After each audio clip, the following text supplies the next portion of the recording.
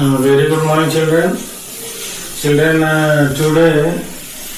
we'll discuss new topic of chapter number 5, that is magnetism and matter. And the topic is magnetic dipole moment of a revolving electron. So it's a very important topic in chapter number 5. So you have to calculate the magnetic dipole moment of a revolving electron. Suppose there is an electron of charge minus E which is revolving in a circular orbit of radius small r. Then since electron is a charged particle, and you know when a charge is moving in a circular orbit, then because of that charge there will be a magnetic field, and due to magnetic field there will be a magnetic dipole moment. So first of all, let us consider an electron moving in a circular orbit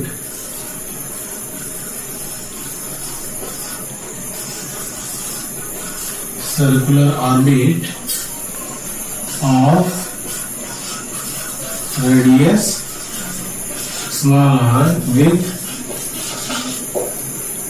velocity small v. Let an electron of charge minus E is moving in a circular orbit of radius small r with velocity v. See, the direction of motion of electron in this case is here clockwise direction, means this arrow shows the direction of motion of electron. And children, as you all know that the current always flows in opposite direction to the flow of charge, or you may say flow of electron. So if the direction of flow of electron is clockwise, so what will be the direction of flow of electron in this current circular coil? It will be yes, anti-clockwise. So children, as you all know that when there is a charge, there is a motion of charge in a conductor, then there will be a current. If a charge is moving in a conductor, then because of motion of charge, current is flowing in the conductor. Okay. So since here the electron is also revolving in a circular orbit, it is just like, you may write, it is just like motion of charge in a current carrying circular coil. So if there is a motion of charge, there will be a current. So what will be the magnitude of current? Then write down current, that is I is equals to you know Q upon T. So here Q is charge, and you know charge on an electron is minus E, and after completing one complete revolution, what will be the time taken by this electron? Yes, that time taken will be equivalent to the time period of this electron. So further it can be written as minus E upon capital T, where capital T is the time period of this revolving electron. So okay. So here this negative sign only shows that the direction of flow of electron is opposite to the direction of flow of current.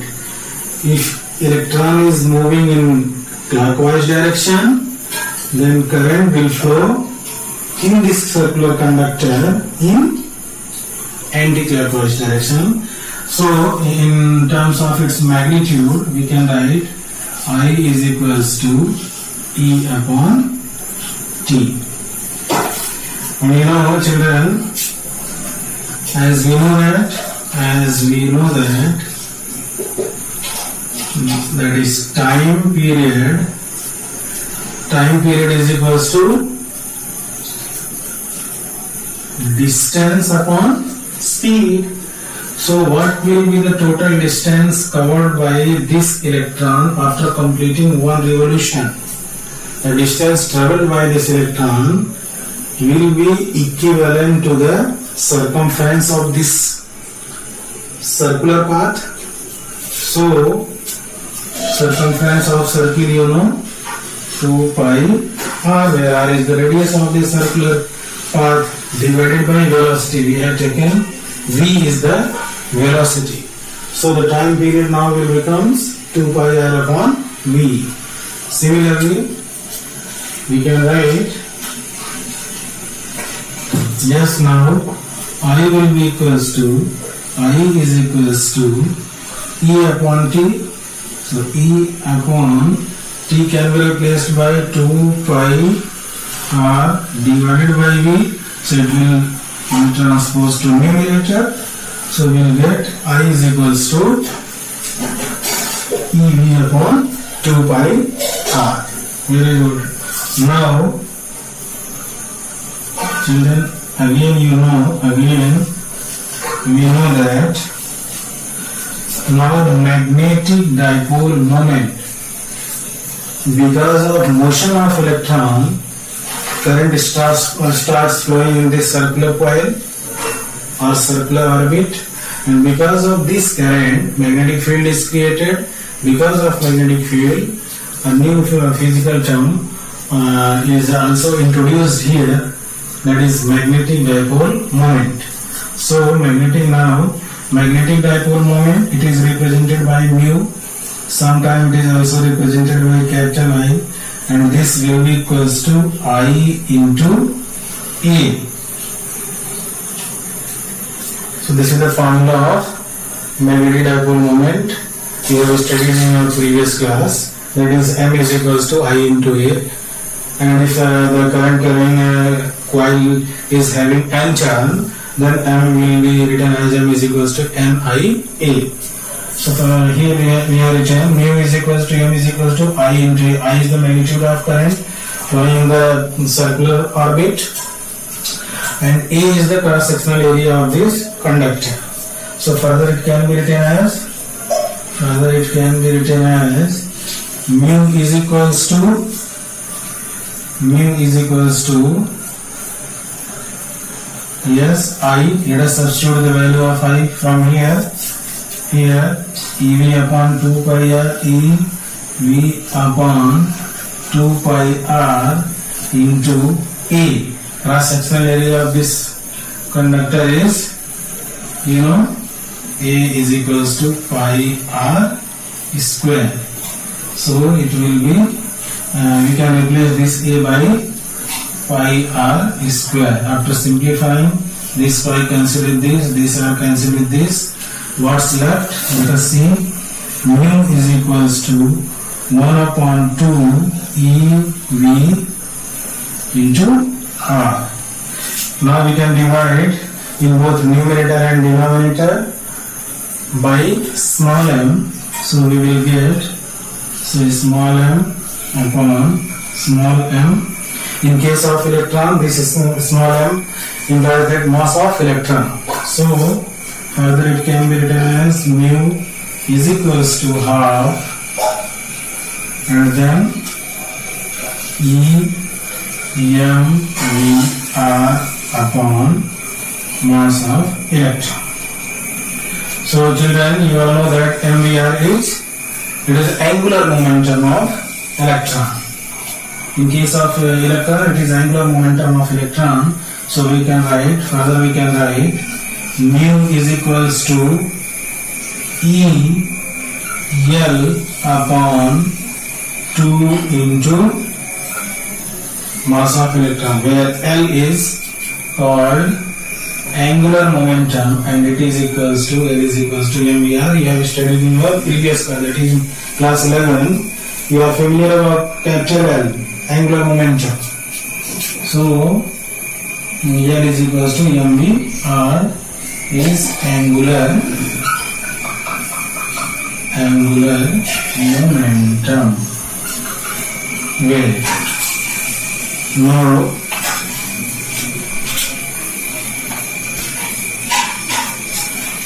let us see next. So further we can write mu upon L. We can write mu upon L is equals to, from here it will becomes E upon 2m E.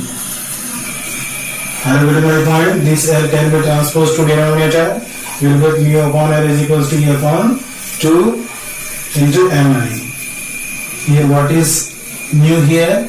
It is magnetic dipole moment. What is L? It is angular momentum. What is E? Charge on electron, that is 1.6 into 10 raised to the power of minus 19 coulomb. What is 2? It is constant, yani mass of electron. So E is constant, mass of electron is constant, 2 is constant, means right side of this expression is constant. What does it mean? It means the ratio of magnetic dipole moment and angular momentum is constant. And then we come to m into E, that is me. So here in this expression RHS is constant, so LHS will also be constant. So let us write down. So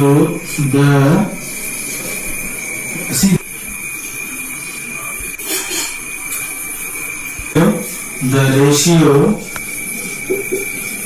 between magnetic dipole moment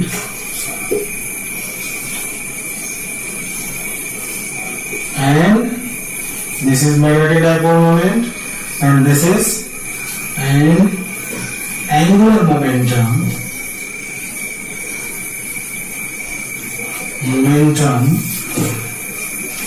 is called gyromagnetic ratio. This ratio is known as gyromagnetic ratio. For electron, its value is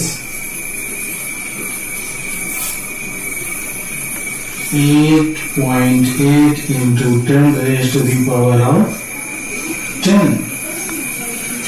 See, mu upon L, it is a ratio. So it has a unit or not, let us see.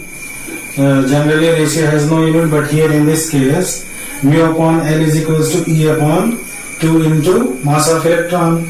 So how can we write the unit of this mu upon L? By writing the unit of E and m of E. So you know E is a charge, so you know the SI unit of charge is coulomb. So let us write down coulomb for what is the unit of mass, you know, kg. So coulomb per kg, this will be the unit of gyromagnetic ratio, that is mu upon L. So for electron, its value is 8.8 into 10 raised to the power of 10 coulomb per kg. For helium, it is different. For other atoms, it is also different. It means what? Gyromagnetic ratio. So you are supposed to derive up to here, and then you have to write this much. So this is all about magnetic dipole moment of a revolving electron. So I hope you all have understood all the points. Okay, thank you very much. God bless you.